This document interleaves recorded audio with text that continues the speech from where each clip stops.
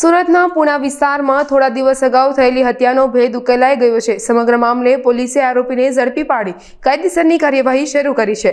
પ્રાપ્ત માહિતી અનુસાર ગત 26મી ઓગસ્ટે સીતારામ સોસાયટી પાસે વિપુલ નકુમ નામના યુવકની હત્યા કરવામાં આવી હતી। આ ઘટનામાં વિપુલ વાળા નામના આરોપીએ પૈસાની લેતી દેતીના મામલે છરીના ઘા ઝીકીને વિપુલ નકુમની હત્યા કરી હોવાનું સામે આવ્યું છે। ઘટનાની જાણ થતાં જ પોલીસની ટીમ તાત્કાલિક ઘટના સ્થળ પર પહોંચી ગઈ હતી। પુણા પોલીસે ગુનો નોંધીને આરોપીને શોધવા તપાસ શરૂ કરી હતી। દરમિયાન વરાછા પોલીસની ટીમે બાતમીના આધારે આરોપી વિપુલ શંભુભાઈ वाड़ा ઝડપી વધુ તપાસ हाथ धरी है। तारीख 27 अगस्त 2025 को पुणे पुलिस स्टेशन में रात को 11 बजे एक मर्डर की घटना बनी थी, जिसमें मरण जनार का नाम विपुल भाई बुरा भाई नकुम था और मारने वाले का नाम जो आरोपी है उसका नाम विपुल भाई शंभू भाई वाड़ा था।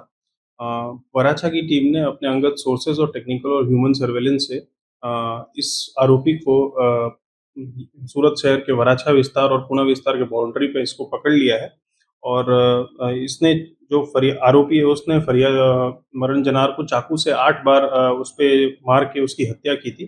अभी हम इसको हमने अरेस्ट कर लिया और इसमें कायदेसर कार्रवाई के लिए अभी हम इसको कोर्ट में लेके जाएंगे और रिमांड के लिए रजू करेंगे। ये हत्या पैसे की लेती देती के बारे में थी। अभी ये इससे क्वेश्चनिंग में हमें पता चलेगा कि टोटल जो पैसा का लेन देन था वो कितने का था।